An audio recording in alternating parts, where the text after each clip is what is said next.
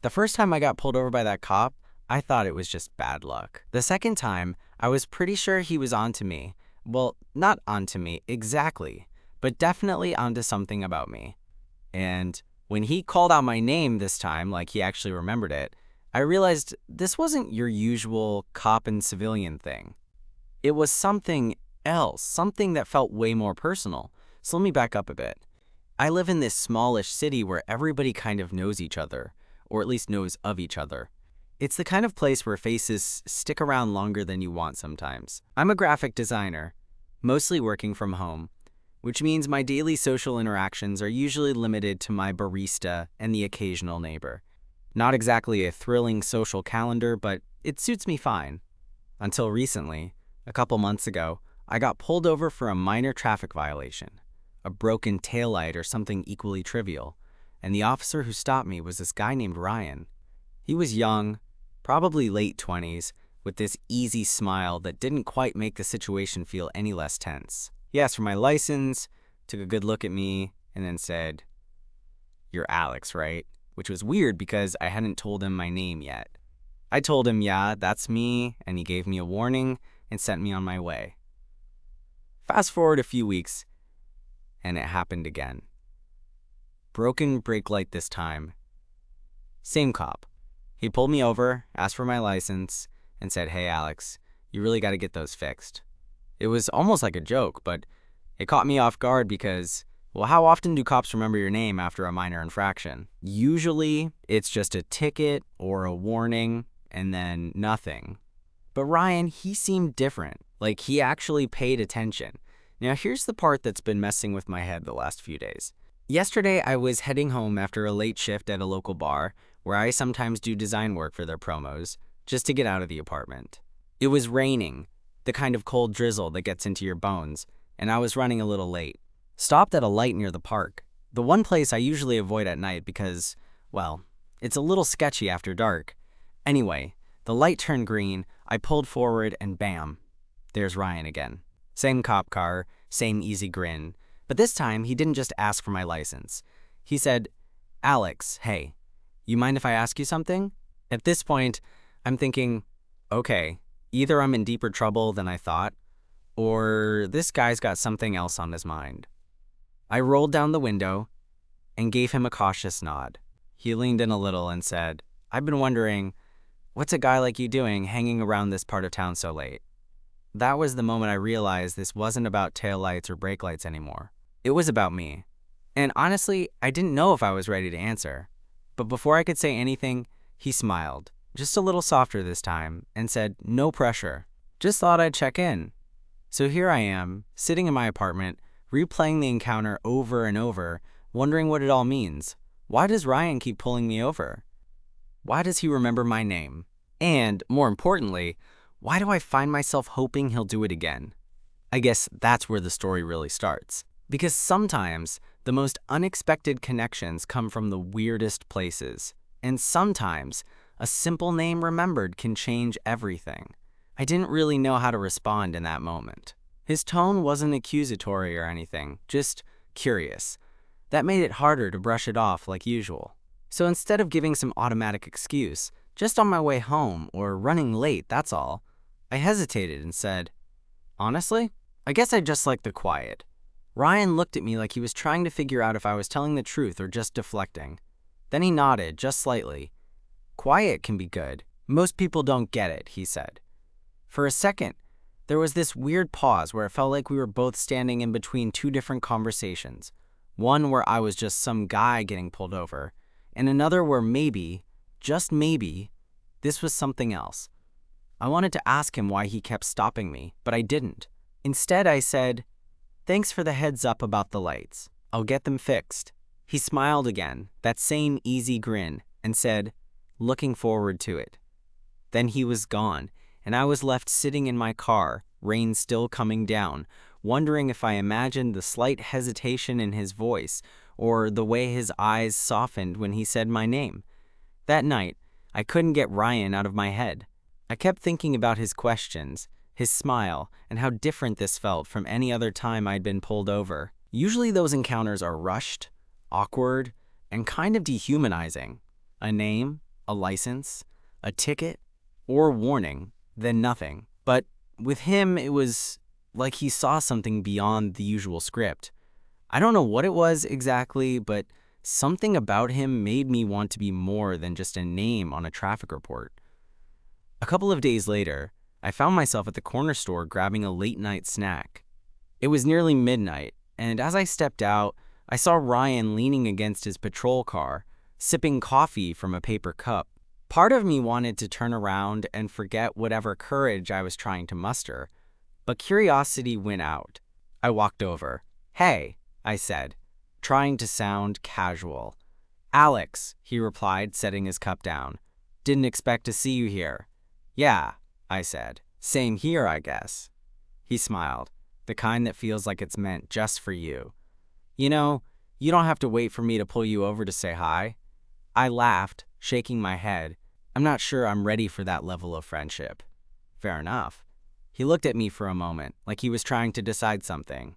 Then he said, "You want to grab a coffee sometime? Like, not on duty?" I blinked. "You just asked me out." "Yeah," he said, shrugging. I guess I did. I felt a rush of something. Nerves, excitement, maybe hope. For a moment, I thought about what it would mean to say yes. To let this guy into my life, the one who remembered my name and didn't treat me like a case number. "Okay," I said, surprising even myself. "I'd like that." His grin widened. "Great, I'll text you." That was the beginning of something that, honestly, I wasn't sure I was ready for, but couldn't deny I wanted. Over the next few weeks, Ryan and I started meeting up, not just coffee, but long walks in the park, late-night talks about everything and nothing, the kind of conversations that make you realize how much you've been missing. He wasn't just a cop anymore. He was Ryan, the guy who liked the same indie bands I did, who got excited about old movies, who laughed easily and listened like he really cared. One night, after a particularly long conversation about dreams and regrets, we ended up sitting on a bench by the lake. The city lights shimmered in the water, and the cold night air wrapped around us like a quiet promise. He looked at me and said softly, "I'm glad I remembered your name, Alex." I smiled, feeling something warm spread through my chest. Me too. It wasn't just about being pulled over anymore. It was about being seen. And maybe, just maybe, about starting something real. That night by the lake felt like one of those moments you want to freeze in time. The world around us was quiet, except for the occasional rustle of leaves and the distant hum of the city. Ryan's hand brushed against mine almost accidentally, and I didn't pull away. Instead, I turned to look at him, and there was this vulnerability in his eyes that I hadn't seen before. Not the cop on duty, not the guy who pulled me over twice, but just Ryan, the guy who was starting to mean something to me. We sat like that for a while, hands close, sharing a silence that spoke louder than any words we could have said. When he finally broke the quiet, his voice was soft, almost hesitant. "I don't usually do this," he said. "This whole personal thing. You know, with people I stop or meet on the job." I nodded. "I get it. Must be hard to separate work from everything else." He chuckled. A little bitter, but mostly honest. "Yeah, it's a uniform and a role, but underneath, I'm just me." And sometimes, it's hard to let that part out. Something about that admission made me want to reach out and tell him it was okay, that I wasn't here to judge or complicate. I squeezed his hand gently, and he turned his palm up to intertwine our fingers. "Maybe that's why you kept stopping me," I teased lightly. "You were trying to find a way to make it okay to talk." His laugh was low and real. Maybe that night marked a turning point for us. The following days were filled with messages and calls that got longer and more personal. We found ourselves talking about everything from our families to our fears, the things you don't usually get to share when you've only ever met someone under fluorescent streetlights during a traffic stop. One afternoon, Ryan invited me to his place. I wasn't sure what to expect. Would it be awkward? Too formal? But when I showed up, he greeted me with that same warm smile and this nervous energy that made me realize he was just as vulnerable as I was. His apartment was cozy, cluttered in that lived-in way that made you feel instantly at home. Posters of old movies on the walls, a stack of vinyl records by the turntable, and a kitchen that smelled faintly of fresh coffee. We sat on the couch, and after a bit of small talk, Ryan turned to me and said, "I've been thinking about something, about how we started, me pulling you over and all that." I raised an eyebrow. "Yeah? What about it?" He hesitated, then said, "I want to be honest. I wasn't just stopping you because of brake lights. I guess I was hoping for a reason to talk, to see if there was more there." I blinked, heart pounding. "Seriously?" "Yeah," he said, a little sheepishly. "It's ridiculous, I know, but every time I saw you, I felt like, I don't know, like there was something interesting beneath the surface." I smiled, feeling a warmth spread through me. "I felt it too, like you were the only person who actually saw me." That simple truth made the space between us shrink. Without thinking, I reached for him, and our lips met in a kiss that was tentative at first, but quickly grew more sure. It was like all the awkwardness, the tension from the past weeks, melted away in that moment. Afterward, we just sat together, foreheads resting against each other, breathing in sync. "You know," I said quietly, "I never thought getting pulled over could lead to this." Ryan laughed. Neither did I. But even as the nights got easier, more filled with laughter and shared secrets, I couldn't shake this feeling that something was still hanging in the air. Ryan's job was complicated, stressful, and sometimes dangerous. I knew there were boundaries we'd have to navigate, and that his uniform carried a weight that didn't just disappear when he was with me. One evening, as we were walking back from dinner, the mood shifted. Ryan stopped in the middle of the sidewalk and looked at me seriously. "Alex," he said, "there's something I need to tell you." I frowned, suddenly nervous. "Okay, what is it?" He took a deep breath. "There's been some stuff at work lately. Some things I'm dealing with that I haven't told you about." My heart sank a little. I wanted to ask, but I didn't want to push. "You can tell me when you're ready," I said softly. He shook his head. "No, I want to be honest. I'm worried it might change how you see me, or what this could be." I reached out, touched his arm. "Hey, whatever it is, I'm here. You don't have to carry it alone." He looked at me like I'd just opened a door he didn't know how to get through. "Thanks, Alex. That means everything." That night, as I lay in bed, I realized that this us wasn't going to be easy, but it felt real. It felt worth it. And for the first time in a long time, I was ready to see where it could go. The next few days, Ryan was quieter than usual, at least when we were together. I could see the weight on his shoulders, the kind that doesn't just vanish when you want it to. I wanted to ask him about it, to pull the truth out gently, but I also knew he'd tell me when he was ready. So I tried to be patient, even though the silence between us felt heavier with each passing hour. One evening, we were at my place, sitting side by side on the couch, the TV playing some old movie neither of us was really watching. The rain was tapping softly against the window, the kind of background noise that makes everything feel a little more intimate.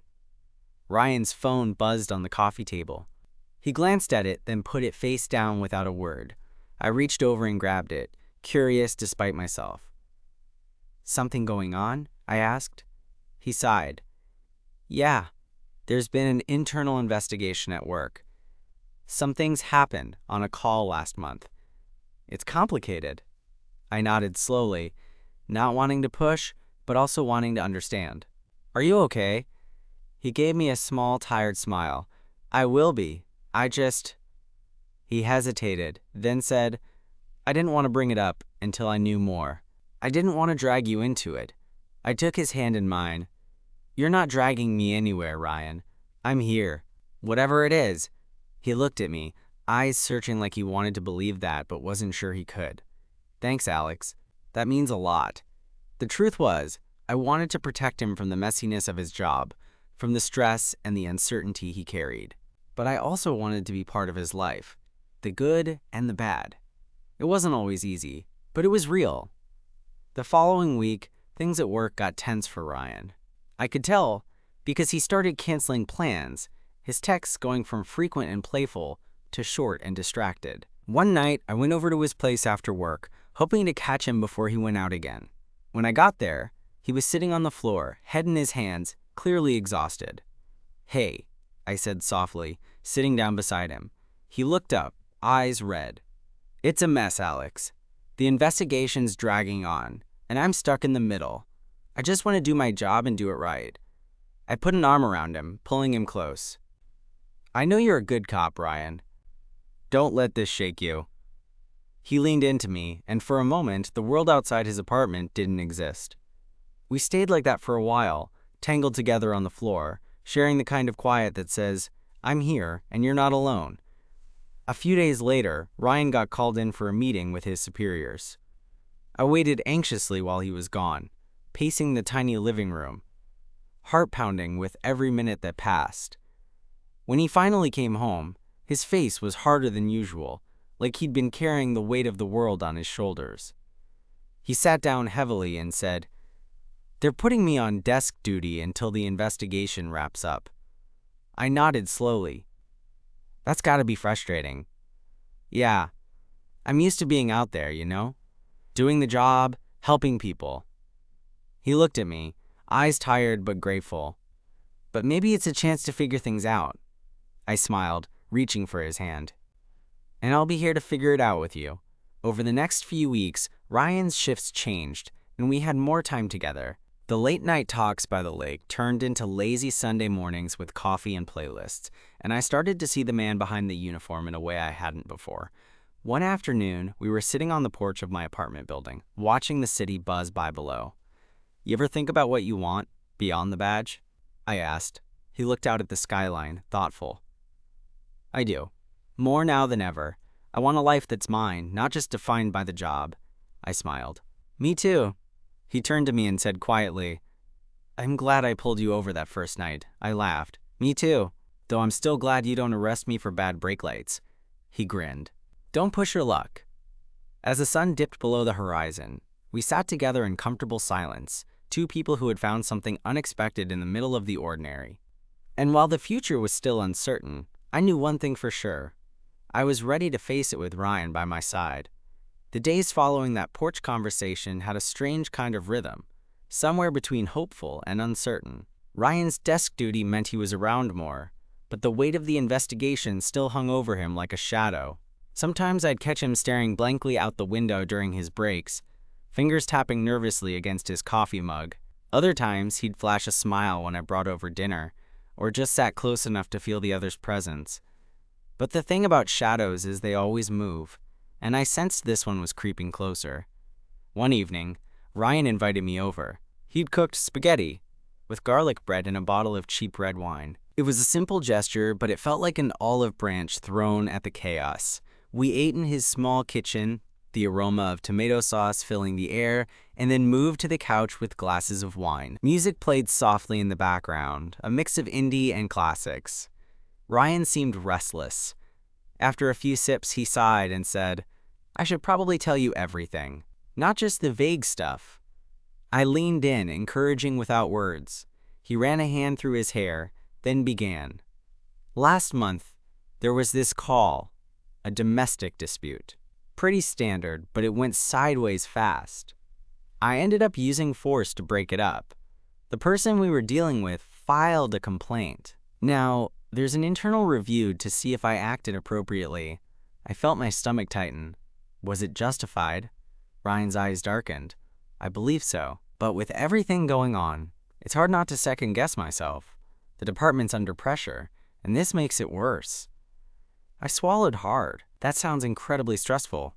He nodded. It is, and I didn't want to burden you with it, but I don't want secrets between us either.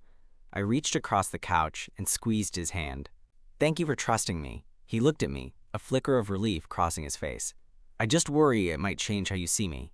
If you're scared or disappointed, I shook my head firmly. Ryan, you're more than your job or one incident. I care about you, the whole you. And that includes the tough parts. He smiled, a little more genuine this time. You're pretty amazing. You know that? I laughed, feeling warmth spread through my chest. Glad you noticed. That night, after he left, I lay awake thinking about how fragile things could be. Love wasn't just about the easy moments. It was about facing the hard stuff too. And I wanted to be there for Ryan, no matter what. The next week was tense. Ryan's work hours fluctuated, and the investigation seemed to consume him. One night, I got a text. Can we talk? Important. I drove over to his place, heart thudding. When I arrived, Ryan was pacing, clearly anxious. "Hey," I said softly. "What's going on?" He stopped and looked at me, eyes heavy. "They're extending the investigation. More interviews, more reviews. It could take months." I wanted to say something comforting, but the weight of uncertainty was real. Instead, I pulled him into a hug. "It's going to be okay," I whispered. He clung to me like I was his anchor. "I hope so." In the following days, Ryan started to pull away a little. Not completely, but enough that I noticed. Calls became less frequent, and when we did talk, he seemed distracted. One evening, he showed up at my door, looking tired but determined. "Can we just have a night off?" "No talk of work or investigations," he said. I smiled. "Deal." We went out to a local jazz bar, a place I'd never been, but he loved. The dim lighting, the soft music, and the clink of glasses created a bubble around us. Ryan relaxed, laughing more than I'd heard in weeks. Halfway through the night, he leaned in and whispered, "Thank you for not giving up on me." I kissed his forehead. "Never." But just as I was starting to feel hopeful again, things took a turn I didn't expect. A week later, Ryan got a call during our dinner. His face went pale as he listened, then he hung up. "What is it?" I asked, concern flooding me. "They found something. Something that could change everything," he said quietly. My heart sank. "What do you mean?" He looked at me, eyes filled with fear. "I can't talk about it yet, but I might have to take a leave of absence." The room seemed to close in around me. Suddenly, the future I'd been imagining felt fragile, suspended on a wire. I reached across the table, taking his hand. "Whatever happens, we're in this together, okay?" He squeezed my hand back, grateful but scared. That night, I lay awake wondering how to hold on when the ground was shifting beneath us. Love wasn't supposed to be this complicated, but maybe that's what made it real. And for better or worse, I was ready to face whatever came next, with Ryan's name on my lips and his hand in mine. The days after that dinner call were some of the hardest I've ever lived through. Ryan kept things close to the chest, and I respected that, but the silence between us was heavy. I could tell he was wrestling with something big, something that made him pull back just enough to leave space, but not enough to disappear completely. I tried to keep things normal, sending him little texts, dropping off coffee, showing up with takeout. But every time I saw him, there was this guarded look in his eyes, like he was waiting for the other shoe to drop. And honestly, I wasn't sure if I was waiting too. One evening, he finally broke the silence. We were sitting on his couch, a stack of DVDs forgotten on the coffee table, the TV playing some random sitcom neither of us was paying attention to. "Alex," he said suddenly, voice low. I turned to him, heart in my throat. "Yeah?" He swallowed, then said, "I think I'm going to have to take that leave of absence." The words landed like a punch. I nodded, trying to hold it together. "If that's what you need, I'm behind you." "It's not just the investigation," he admitted. "There's other stuff. Things I didn't expect, that I didn't want to face." I reached for his hand. "You don't have to face it alone." He gave me a tired smile. "I know, and I'm grateful for that." The next few weeks were a whirlwind. Ryan went through the official process, meetings, interviews, paperwork. Each day felt heavier, but somehow we found moments of light. Sometimes it was a late-night phone call, other times just sitting together in companionable silence, the kind that comes from shared hardship. One chilly Saturday, we decided to get out of the city and go hiking. Neither of us were outdoorsy types, but it felt like what we needed, a break from everything. The trail was quiet, the trees bare but beautiful in their winter starkness. We walked side by side, the crunch of leaves underfoot the only sound for a while. Then Ryan stopped and looked at me. "You know, I never thought I'd be the guy who'd get pulled over twice by the same cop," he joked, trying to lighten the mood. I laughed. "Well, now you're dating him." He smiled, but there was something deeper in his eyes. I'm glad for that. We kept walking until we reached a clearing overlooking the city. The view was breathtaking, the skyline softened by the haze. Ryan pulled me close. "I'm scared, Alex. Scared of what this investigation could mean." Scared of losing the job I love. Scared of everything. I held him tighter. It's okay to be scared. But I'm here. We'll figure it out together. He looked up at me, his eyes shining. Thank you for sticking around. I kissed his forehead. I'm not going anywhere. A few days later, Ryan's phone buzzed with news from the department. He hesitated before telling me. They're recommending disciplinary action. Suspension without pay for a month. My heart sank, but I forced myself to stay steady. That's tough. But it's not the end. Ryan nodded, though I could see the disappointment in his face. Yeah, I have to accept it and move forward. That night, as we sat curled up on the couch, I realized something. This wasn't just about a job or an investigation anymore. It was about trust, about building something real in the midst of uncertainty. Ryan turned to me and said softly, "You know, remembering my name, that first time you pulled me over, it changed everything."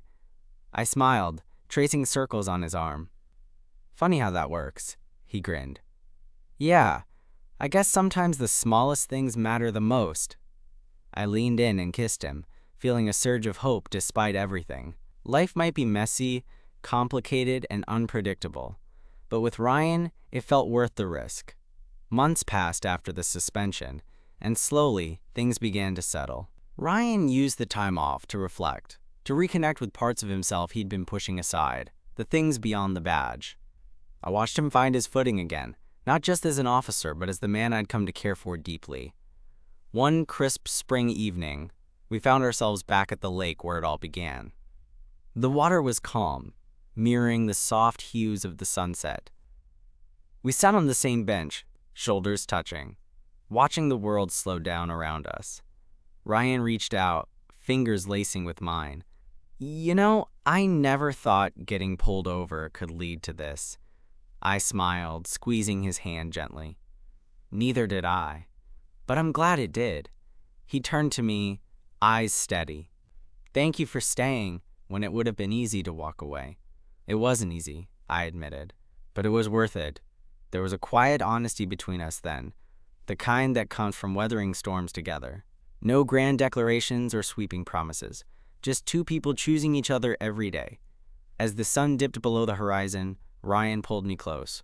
Whatever comes next, I want to face it with you. I rested my head on his shoulder, feeling the steady beat of his heart. Me too. In that simple moment, the world felt right. The cop who once just remembered my name had become the person who knew it by heart, and I knew I'd never forget his. Sometimes, the most unexpected connections turn into the most meaningful parts of your life. And sometimes, all it takes is for someone to see you, to really see you, to change everything.